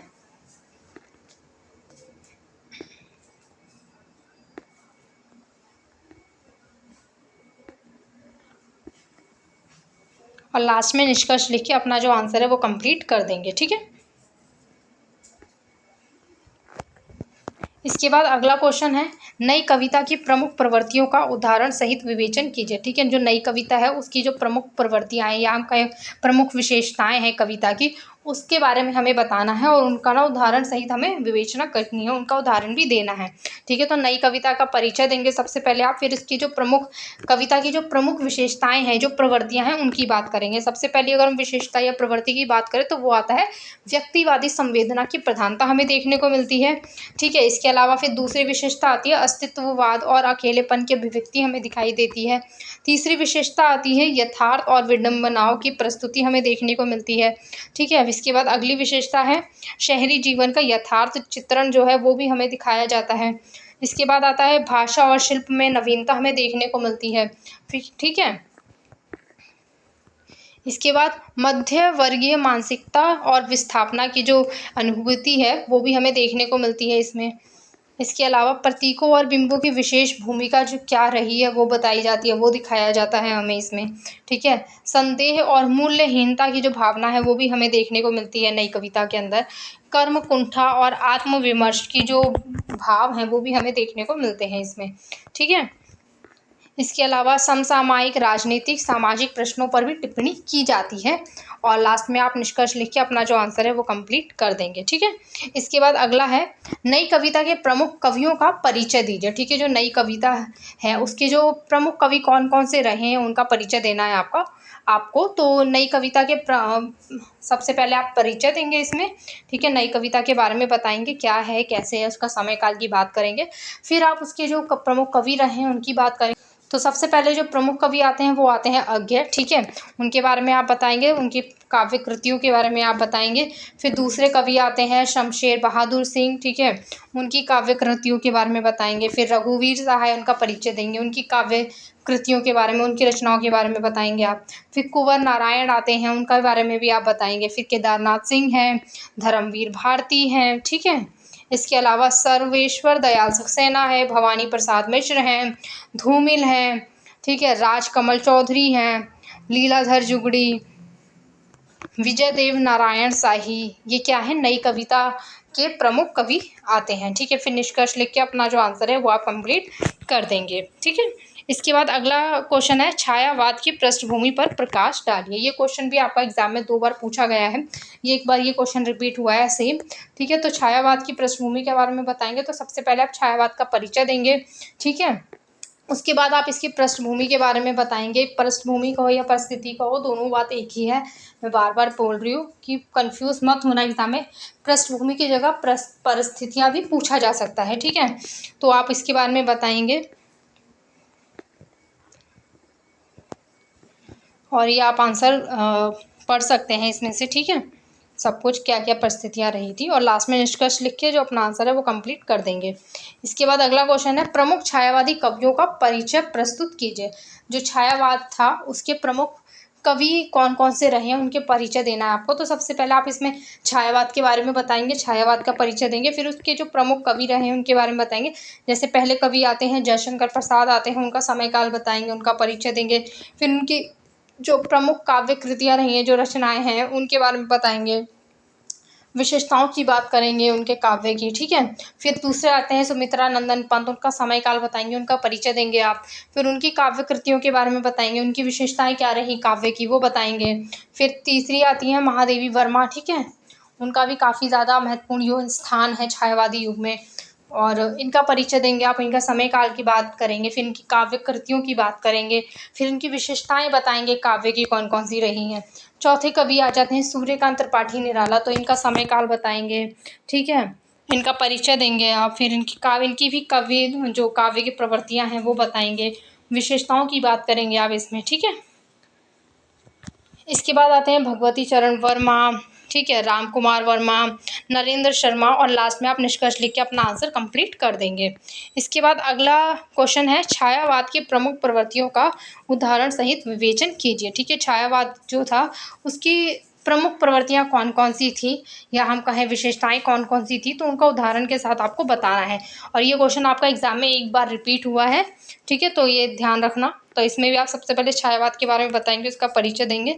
फिर उसकी जो विशेषताएं रही हैं वो बताएंगे। तो कि सबसे पहली विशेषता है काव्य में आत्मनिष्ठा की जो प्रधानता है वो हमें देखने को मिलती है। ठीक है, उसका बारे में बताएंगे, उदाहरण लिखेंगे। फिर दूसरी विशेषता आती है रहस्यवाद और दर्शन की उपस्थिति हमें देखने को मिलती है। फिर तीसरी विशेषता है प्रकृति के प्रति नवीन दृष्टिकोण हमें देखने को मिलता है। फिर सौंदर्य बोध की प्रधानता है वो भी हमें देखने को मिलती है। ठीक है, नारी के रूप और स्वरूप का जो नवीन चित्रण है वो भी हमें देखने को मिलता है इसमें।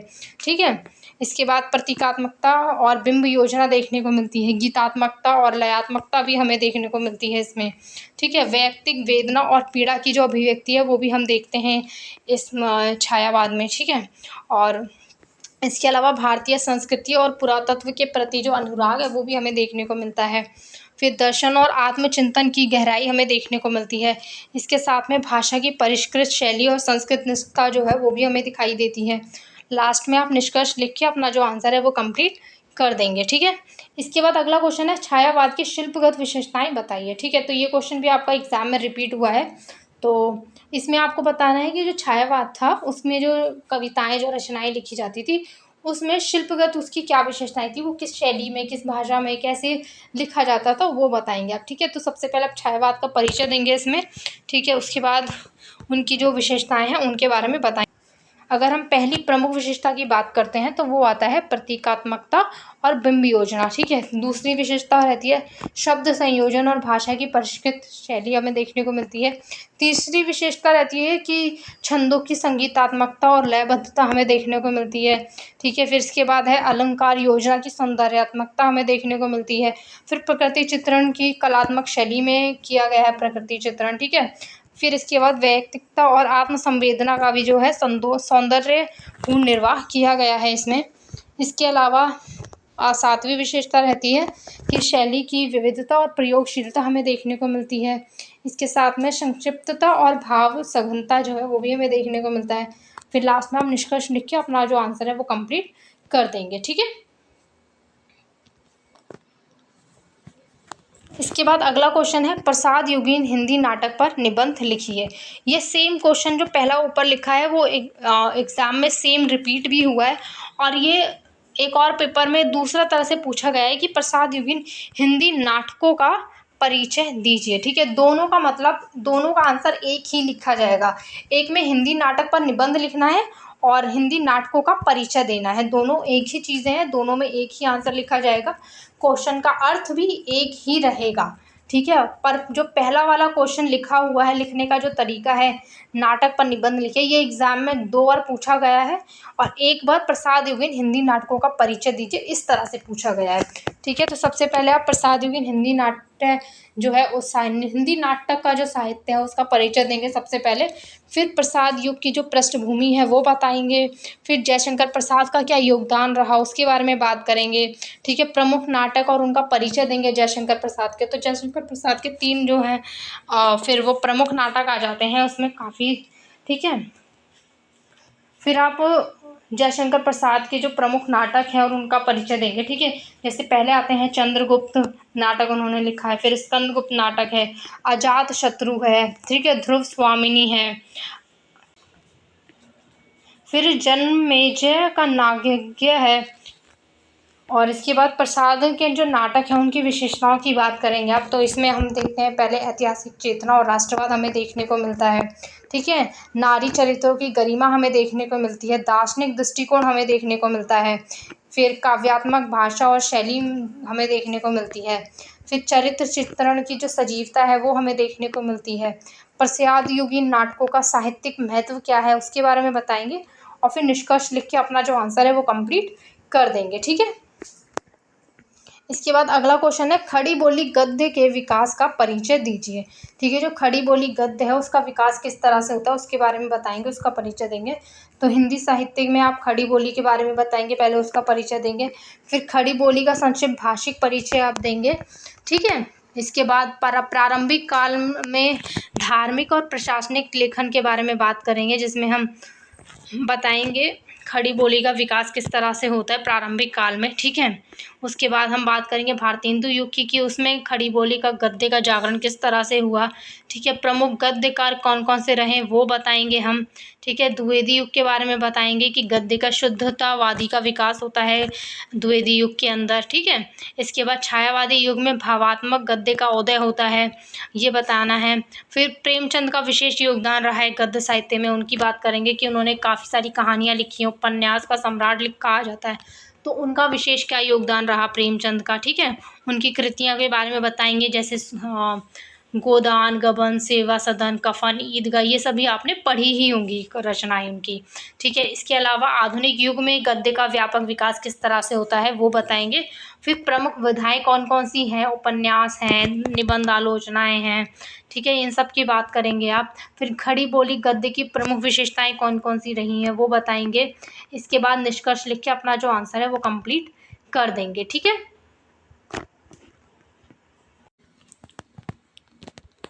इसके बाद अगला क्वेश्चन है समकालीन हिंदी कविता की प्रमुख प्रवृत्तियों का परिचय दीजिए। ठीक है, यही क्वेश्चन ना एग्ज़ाम में आपके 3 बार पूछा गया है, बट पूछने का तरीका अलग है। ठीक है, जैसे आप इसी के बाद का अगला क्वेश्चन अगर देखें तो समकालीन कविता की प्रमुख प्रवृत्तियों का सोधारण विवेचन कीजिए। ठीक है, या इसके आगे देखेंगे तो समकालीन कविता की प्रमुख प्रवृत्तियों का विवेचन कीजिए। अब यहाँ पर प्रवृत्तियों की जगह विशेषताएं भी हो सकता था। ठीक है, हो सकता है अब की बार एग्जाम में विशेषताएं करके पूछ ले, तो आप ये क्वेश्चन ध्यान रखना कि किस किस तरीके से आपके एग्ज़ाम में पूछा गया है। ये क्वेश्चन है 3 तरह से पूछा गया है और तीनों ही टाइप मैंने इसमें लिख दिए हैं। क्वेश्चन एक ही है और क्वेश्चन का मीनिंग एक ही रहने वाला है। एक कि जो समकालीन हिंदी कविता थी उनकी काव्य की कविता की जो प्रमुख प्रवृत्तियाँ हैं या हम कहें विशेषताएँ हैं, उनका परिचय, उनका विवेचन करना है, ठीक है, या उनका उदाहरण सहित विवेचन करना है आपको, ठीक है, उनकी विशेषताएं बतानी है आपको। तो इसमें आप सबसे पहले समकालीन हिंदी कविता के बारे में बताएंगे, उसका परिचय देंगे, ठीक है। इसके बाद जो इनकी काव्यता की जो प्रमुख प्रवृत्तियां हैं वो बताएंगे। तो सबसे पहले आ जाता है सामाजिक यथार्थ और जन सामान्य की व्यथा हमें देखने को मिलती है कविता में, ठीक है। तो उसका पहली प्रवृत्ति ये हो गई। दूसरी प्रवृत्ति है राजनीतिक चेतना और व्यवस्था समालोचना हमें देखने को मिलती है, ठीक है। फिर इसके बाद तीसरी विशेषता होगी नारी विमर्श और स्त्री की अस्मिता हमें देखने को मिलती है, ठीक है। इसके अलावा अगली विशेषता है दलित चेतना का प्रतिरोध की भाषा हमें देखने को मिलती है काव्यता के अंदर, ठीक है। इसके बाद है अस्तित्ववाद और अकेलापन जो है वो हमें देखने को मिलता है कविता में। फिर भाषा और शैली में परिवर्तन हमें देखने को मिलता है, ठीक है। काफ़ी हद तक जो है भाषा और शैली बदल जाती है समकालीन कविता की। इसके बाद अगली विशेषता है भूमंडलीकरण और उपभोक्तावाद पर आलोचना जो है वो भी हम देखते हैं कविता के अंदर। फिर पर्यावरण चेतना की बात होती है इसमें, ठीक है। फिर अगला आता है आत्मचिंतन और आत्म स्वीकृति की बात की जाती है इसमें। इसके बाद आता है अगला, आप निष्कर्ष लिखेंगे और अपना जो आंसर है वो इस तरह कंप्लीट कर देंगे, ठीक है। इसके बाद अगला क्वेश्चन है समकालीन हिंदी कविता की भाषागत विशिष्टताएं बताइए, ठीक है। जो भाषा है उसकी विशेषताएं आपको बतानी है। तो सबसे पहले आप इसमें भाषा के बारे में थोड़ा सा बताएंगे कि भाषा क्या होती है, समकालीन हिंदी कविता का परिचय देंगे।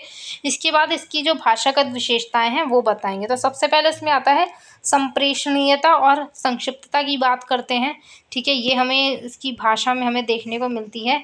दूसरा बोलचाल की भाषा का प्रयोग किया गया है इसमें, ठीक है। तीसरी विशेषता अगर हम देखें भाषा की, तो मुक्त छंद और लय की स्वतंत्रता हमें देखने को मिलती है, ठीक है। इसके बाद प्रतीकों और बिंबों की सहजता हमें देखने को मिलती है।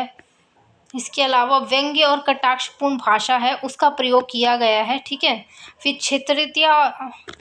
इसके बाद क्षेत्रीयता और लोक भाषा का भी प्रभाव हमें देखने को मिलता है। फिर स्त्री और दलित चेतना की भाषा हमें देखने को मिलती है। फिर द्वैतीयता और आत्मसंघर्ष की भाषा भी हम देखते हैं, ठीक है। फिर नई शब्दावली और समसामयिक मुहावरे जो हैं वो भी हमें देखने को मिलते हैं। फिर अभिव्यक्ति की विविधता हमें देखने को मिलती है इसमें। फिर आप निष्कर्ष लिखेंगे और अपना जो आंसर है वो कंप्लीट करेंगे इस तरह, ठीक है। इसके बाद अगला क्वेश्चन है नई कहानी के स्वरूप और विकास का विवेचन कीजिए। तो जो नई कहानी है उसका स्वरूप और विकास के बारे में आप बताएंगे कि उसका स्वरूप कैसा था, उसका विकास किस तरह से होता है, पूरा का पूरा आप नई कहानी का परिचय देंगे, ठीक है। तो नई कहानी में आप सबसे पहले उसका परिचय देंगे नई कहानी के बारे में।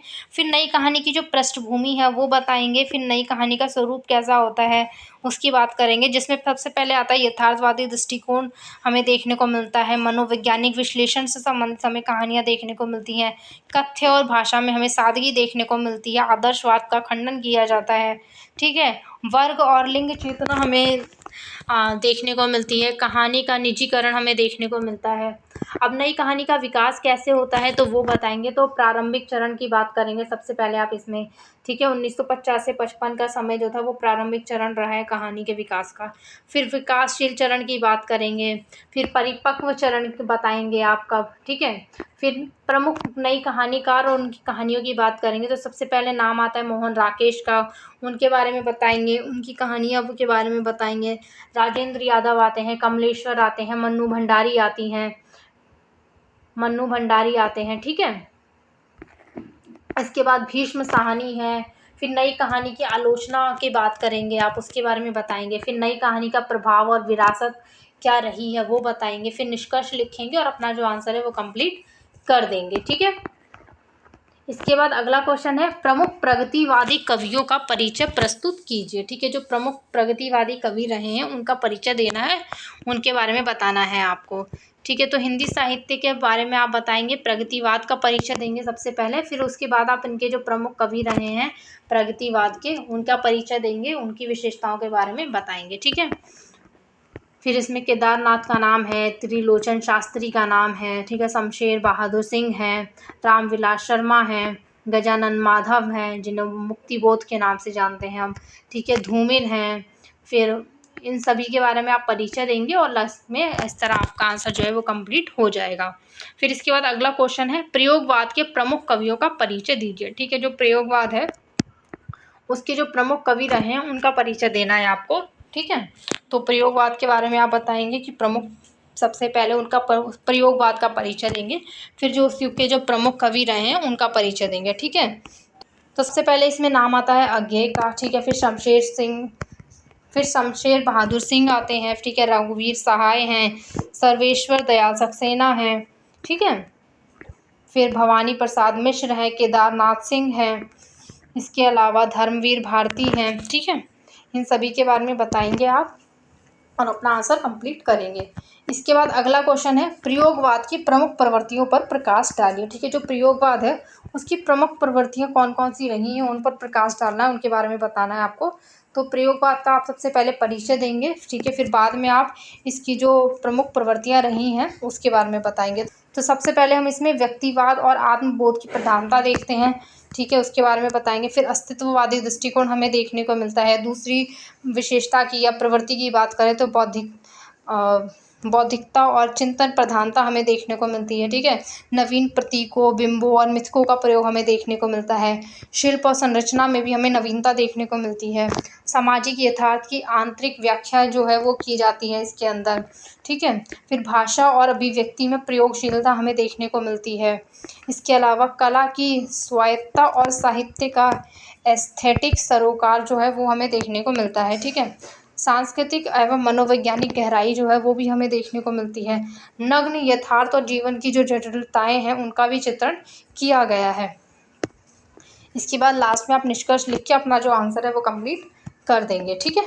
इसके बाद अगला क्वेश्चन है, प्रेमचंद पूर्व हिंदी उपन्यास पर निबंध लिखिए, ठीक है। जो प्रेमचंद से पहले जो उपन्यास लिखा गया है उस पर आपको निबंध लिखना है, उसका परिचय देना है, ठीक है। और निबंध की जगह आपके एग्जाम में पूछ सकता है प्रेमचंद पूर्व हिंदी उपन्यास का परिचय दीजिए, ठीक है। तो इस तरह से भी पूछ सकता है, तो आप ध्यान रखना कि क्या पूछ रहा है। तो इसमें प्रेमचंद से पहले जो हिंदी उपन्यास लिखा गया है, क्योंकि प्रेमचंद को क्या है, हिंदी उपन्यास का सम्राट कहा जाता है। उन्होंने बहुत से उपन्यास लिखे हैं जिनकी आज भी सार्थकता बनी हुई है, जो आज भी उतने ही महत्वपूर्ण हैं जिस समय वो लिखे गए थे जितने उस अपने समय काल में थे, ठीक है। तो इसीलिए प्रेमचंद से पहले का जो रचनाएं, जो उपन्यास लिखे गए हैं उनके बारे में आपको बताना है, उनका परिचय देना है, ठीक है। तो सबसे पहले आप उसमें परिचय देंगे छोटा सा, फिर प्रेमचंद पूर्व काल की जो ऐतिहासिक पृष्ठभूमि क्या रही है वो बताएंगे, ठीक है। फिर प्रेमचंद पूर्व जो हिंदी उपन्यास थे उनकी क्या क्या विशेषताएं थी उनके बारे में बताएंगे कि उसमें आदर्शवाद की प्रधानता देखने को मिलती है, धार्मिकता का प्रभाव हमें अधिक देखने को मिलता है, ऐतिहासिकता और कल्पना भी हमें काफ़ी ज़्यादा देखने को मिलती है, प्रभावपूर्ण भाषा और शिल्प पर भी जो है वो उपन्यास लिखे गए हैं, ठीक है। इसमें प्रभावपूर्ण भाषा और शिल्प हमें देखने को मिलता है। नारी चरित्रों का चित्रण किया गया है उसमें, ठीक है। फिर प्रेमचंद पूर्व उपन्यासकारों कृतियाँ कौन कौन सी रही हैं उनके बारे में बताएंगे, कि प्रेमचंद से पहले जो उपन्यास जिन्होंने लिखे हैं, जो उपन्यासकार थे उनके बारे में बताएंगे, उनकी कृतियों के बारे में बताएंगे। तो सबसे पहले लाला श्रीनिवास दास का नाम आता है, परीक्षा गुरु, जिन्होंने उपन्यास लिखा है, ठीक है। फिर बाबू देवकीनंदन खत्री आते हैं जिन्होंने चंद्रकांता लिखा है। फिर रेवे जे शरेर आते हैं, ठीक है, जिन्होंने फूलों का गुलदस्ता लिखा है। इसके अलावा राजा लक्ष्मण सिंह आते हैं जिन्होंने राजा भोज लिखा है। ठाकुर दत्त सिंह हैं, नूतन ब्रह्मचारी और नारी विमर्श जो उपन्यास उन्होंने लिखा है, ठीक है। फिर बाल कृष्ण भट्ट आते हैं जिन्होंने प्यारे मोहन और मनोरंजन जैसा जो उपन्यास है वो लिखा है। इसके अलावा फिर हम बात करेंगे प्रेमचंद पूर्व उपन्यास की जो सीमाएं थी वो कैसी थी उनके बारे में बताएंगे, ठीक है। फिर प्रेमचंद पूर्व उपन्यासों का क्या महत्व रहा है और प्रेमचंद से पूर्व जो उपन्यास है उनका महत्व की बात करेंगे। फिर निष्कर्ष लिख के अपना जो आंसर है वो कंप्लीट कर देंगे, ठीक है। इसके बाद अगला क्वेश्चन है प्रेमचंदोत्तर हिंदी कहानी पर निबंध लिखिए। ठीक है, प्रेमचंद के बाद जो हिंदी कहानी लिखी गई है, ठीक है, तो उसके बारे में आपको बताना है कि प्रेमचंद जो है वो कहानीकार भी रहे हैं। उन्होंने 300 से अधिक जो कहानियाँ हैं वो लिखी हैं। ठीक है, और उनकी जो कहानी होती थी उनमें हमें यथार्थ जो है समाज का जो यथार्थ चित्रण है वो देखने को मिलता था।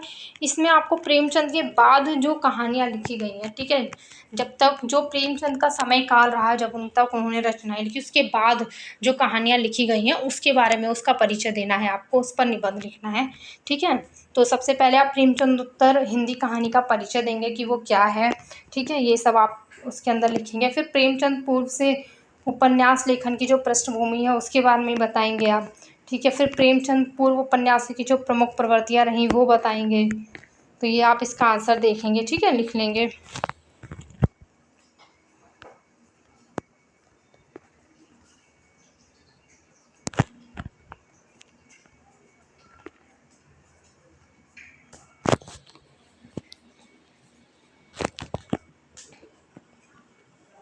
इसके बाद अगला क्वेश्चन है 7वें दशक के काव्य की प्रमुख प्रवृत्तियां उदाहरण सहित बताइए। ठीक है, जो 7वें दशक में की जो काव्य लिखा गया 7वें दशक में, तो उसके जो प्रमुख प्रवृत्तियां रही हैं उसका आप बारे में आपको बताना है, उसका उदाहरण देना है। ठीक है, तो उसका परिचय देंगे आप इसके अंदर, फिर उसके जो प्रमुख प्रवृत्तियां रही हैं वो बताएंगे। तो पहली प्रवृत्ति आती है यथार्थवादी दृष्टिकोण, जीवन संघर्ष की अभिव्यक्ति हमें देखने को मिलती है।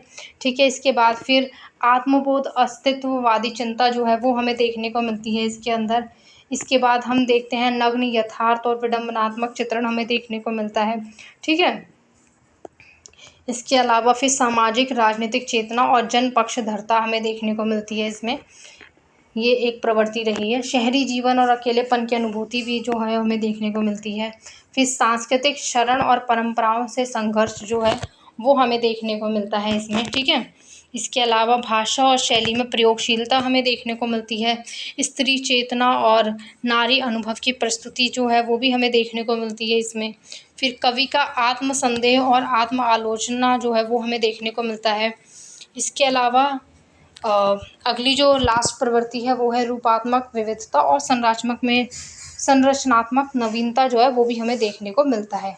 इसमें आप निष्कर्ष लिखेंगे फिर लास्ट में और अपना जो आंसर है वो कंप्लीट कर देंगे। ठीक है, इसके बाद अगला क्वेश्चन है शुक्ल युगीन हिंदी आलोचना पर प्रकाश डालिए।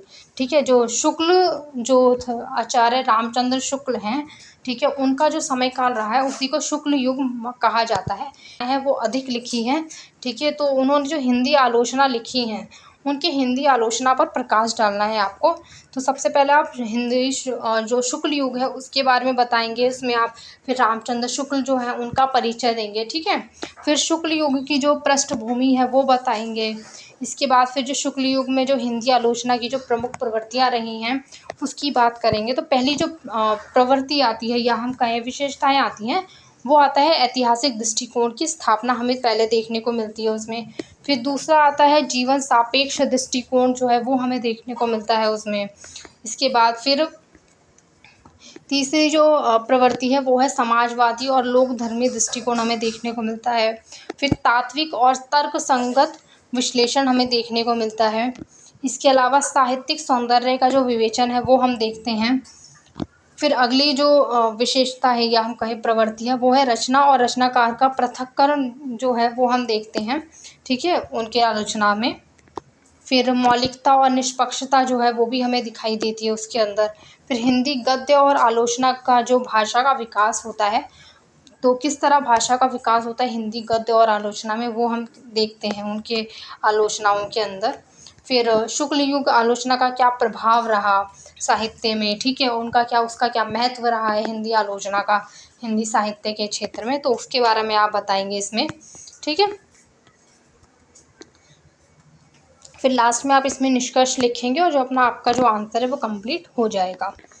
इसके बाद आपके एग्ज़ाम में एक क्वेश्चन आता है टिप्पणी वाला, तो इसमें हम टिप्पणी वाला जो क्वेश्चन है वो देखेंगे कि आपके एग्ज़ाम में पूछा जाता है कि 4 ऑप्शन दिए जाते हैं आपको, 4 में से किन्हीं 2 पर आपको टिप्पणियाँ लिखनी होती हैं। ठीक है, तो सबसे पहले अगर हम टिप्पणी देखें तो इसमें पहला आता है समस्या नाटक।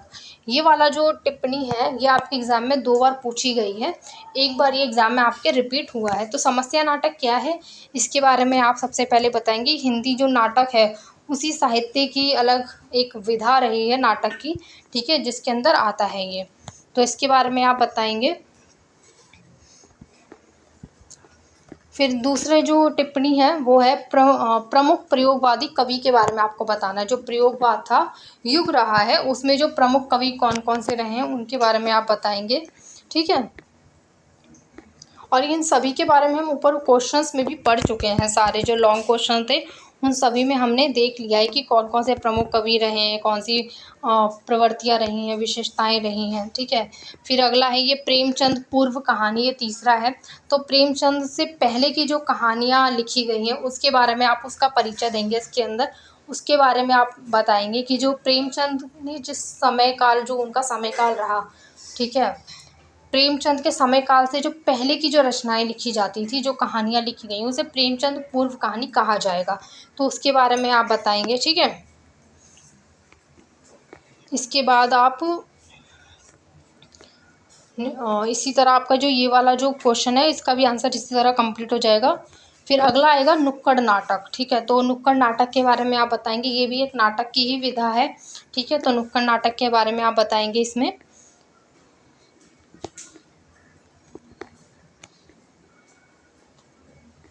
इसके बाद अगला है जयशंकर प्रसाद। तो इसमें आपको जयशंकर प्रसाद का परिचय देना होगा पूरा, उनके काव्य के बारे में, उनकी विशेषताओं के बारे में बताना होगा। वो छायावादी युग की प्रमुख कवि, प्रमुख स्तंभ माने जाते हैं, वो बताना होगा।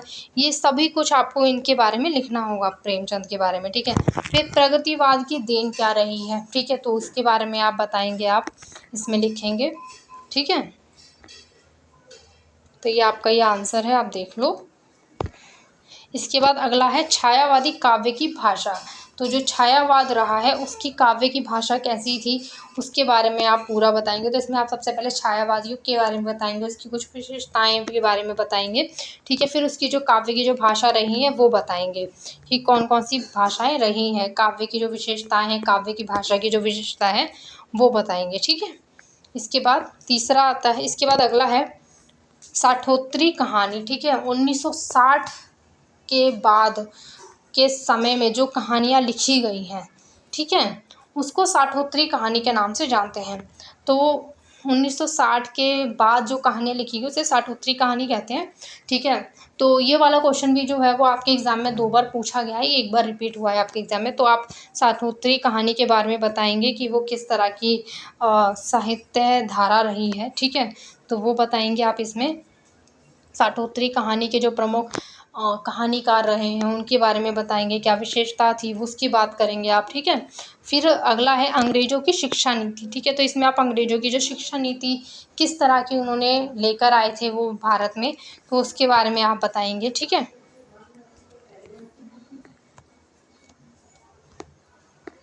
इसके बाद अगला है महावीर प्रसाद द्विवेदी, ठीक है। तो महावीर प्रसाद द्विवेदी का आप इसमें परिचय देंगे। तो ये ना द्विवेदी युग के प्रवर्तक भी कहे जाते हैं, ठीक है। और इन्होंने सरस्वती पत्रिका का संपादन किया। इसमें आपको पूरा ही उनका परिचय ही देना होगा, ठीक है। उनका क्या महत्वपूर्ण योगदान रहा, उनकी काव्य की विशेषताएं कौन कौन सी रही, उनका क्या महत्वपूर्ण योगदान रहा द्विवेदी युग के अंदर, ठीक है। सभी कुछ आप इसमें लिखेंगे उनके बारे में। फिर अगला है जीवनी और आत्मकथा। ये क्वेश्चन भी जो है आपका एग्जाम में रिपीट हुआ है, जीवनी और आत्मकथा वाला 2 बार पूछा गया है, ठीक है। तो जीवनी और आत्मकथा में क्या भिन्नता होती है वो आपको बतानी कि जीवनी क्या होती है, आत्मकथा क्या होती है। तो जो जीवनी होती है वो, जो कोई भी राइटर होता है वो किसी फेमस जो पर्सनैलिटी होती है, ठीक है, उसके ऊपर जो है वो अगर कुछ लिखता है उसके बारे में तो वो जीवनी कही जाती है, ठीक है। वहीं पर जो जीवनी है वो हर किसी व्यक्ति के ऊपर नहीं लिखी जाती है। जो बहुत ही ज़्यादा फेमस है, प्रसिद्ध व्यक्ति है, ठीक है, जिसने कुछ अपने जीवन में कुछ ऐसा किया है ना, जिससे उसका नाम बना हो, तो कोई भी व्यक्ति जिसे लिखने का शौक है वो उस व्यक्ति के ऊपर जो है जीवनी लिख सकता है। लेकिन आत्मकथा की बात करते हैं तो आत्मकथा कोई भी व्यक्ति लिख सकता है, क्योंकि आत्मकथा में व्यक्ति अपने ही बारे में लिखता है, ठीक है, वो किसी और के बारे में नहीं लिखता है, तो वो आत्मकथा कहलाती है। तो आप सब कुछ इसके अंदर पढ़ सकते हो। फिर अगला है बालकृष्ण भट्ट, ठीक है, तो बालकृष्ण भट्ट के बारे में भी आपको पूरा परिचय देना होगा इसमें, ठीक है, उनका भी आप परिचय देंगे पूरा अच्छे से, उनकी भाषा के बारे में बताएंगे, उनकी रचनाओं के बारे में बताएंगे, उनका वो किस युग से थे, किस युग के प्रसिद्ध कवि रहे हैं वो सब बताएंगे, ठीक है, उनका साहित्य में क्या योगदान रहा वो बताएंगे। इसके बाद अगला है प्रगतिशील काव्य धारा की पृष्ठभूमि, ठीक है, जो प्रगतिशील काव्य धारा रही है उसकी पृष्ठभूमि के बारे में आप बताएंगे। तो ये भी हम ऑलरेडी पहले भी क्वेश्चन में पढ़ चुके हैं ऊपर, तो आप देख सकते हैं, ठीक है। इसके बाद अगला है रिपोर्ताज, ठीक है, तो रिपोर्ताज भी एक गद्य की विधा ही है, तो उसके बारे में आप बताएंगे, ठीक है। इसके बाद अगला है मैथिली शरण गुप्त, तो मैथिली शरण गुप्त जो है द्विवेदी युग के प्रमुख कवि माने जाते हैं, तो वो सब कुछ आप इसके अंदर बताएंगे। मैथिली शरण गुप्त का आप पूरा ही जो है परिचय देंगे इसके अंदर, उनकी विशेषताएं, उनके काव्य की विशेषताएं, उनकी रचनाएं, उनकी भाषा, ठीक है, सब कुछ आप इसके अंदर बताएंगे उनके बारे में, उनका साहित्य में क्या योगदान रहा, सब कुछ। इसके बाद अगला है पारसी रंगमंच, ठीक है, तो पारसी रंगमंच के बारे में आप बताएंगे इसमें, उसका पूरा आप जो परिचय है वो देंगे इसमें, ठीक है, क्या रहा है, उसकी भाषा कैसी होती थी, कौन कौन सी उसमें रचनाएं रही हैं प्रसिद्ध, वो सब कुछ, ठीक है। इसके बाद अगला है यात्रा साहित्य, तो यात्रा साहित्य के बारे में आप इसमें बताएंगे।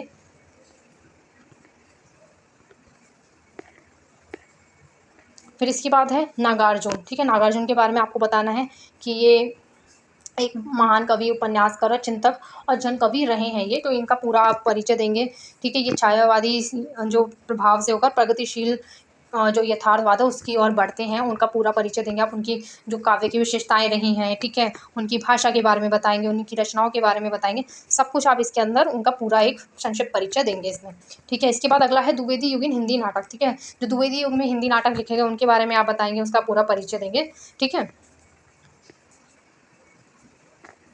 फिर इसके बाद इसमें आप उसमें नाटक की क्या कौन सी विशेषताएं रही, भाषा कैसी रही, सब कुछ आप इसमें बताने आएंगे, ठीक है। इसके बाद अगला है समकालीन हिंदी कविता में बिंब और प्रतीक, ठीक है, जो समकालीन हिंदी कविता थी उसमें बिंब और प्रतीकों का किस तरह से प्रयोग किया गया है उनके बारे में आप बताएंगे, ठीक है, उसकी विशेषताएं, उनका पूरा का पूरा आप जो एक संक्षिप्त परिचय है वो आप देंगे।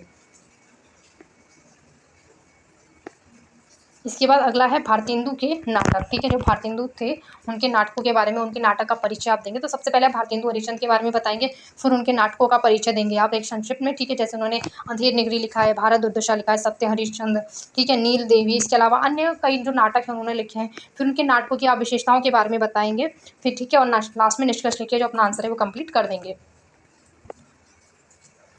तो यहाँ पर जो है ये वीडियो कंप्लीट होता है। मैंने आपको सारे ही क्वेश्चन एक वीडियो में करवा दिए हैं। ये वीडियो बहुत थोड़ा लेंदी हो गया है और थोड़ा टाइम भी लगा है मुझे इसे बनाने में, क्वेश्चन आंसर्स लिखने में, इसलिए ये वीडियो भी थोड़ा सा लेट आ रहा है और इसके लिए सॉरी। मैंने आपको बोला था मैं आपको जल्दी प्रोवाइड करवा दूँगी बट नहीं करवा पाई, क्योंकि क्वेश्चन आंसर लिखने में मुझे थोड़ा टाइम लग गया, नोट, ठीक है, इसलिए। तो जितनी जल्दी हो सकता था मैंने कोशिश की मैं आपके एग्ज़ाम से पहले आपको करवा दूँ, तो मैंने आपको सारे क्वेश्चंस करवा दिए हैं। आई होप आपको वीडियो पसंद आया होगा। वीडियो पसंद आता है तो वीडियो को लाइक करना, शेयर करना, कमेंट करके बताना वीडियो कैसा लगा, चैनल को सब्सक्राइब कर लेना, बेल आइकन को भी ऑन कर लेना। और आपका एग्ज़ाम हो जाता है तो एग्ज़ाम के बाद मुझे ज़रूर बताना कि आपके एग्ज़ाम में कौन कौन से क्वेश्चंस आए हैं इस गेस्ट पेपर में से, ठीक है। और अपना जो क्वेश्चन पेपर है वो मुझे मेरे साथ शेयर कर देना मेल आईडी पे, डिस्क्रिप्शन बॉक्स में आपको मेल मिलेगा, तो एक बार मैं क्वेश्चन पेपर भी चेक कर लूँगी कि क्वेश्चंस जो मैंने करवाए हैं उनमें से कितने क्वेश्चन आपके एग्ज़ाम में आए हैं, ठीक है।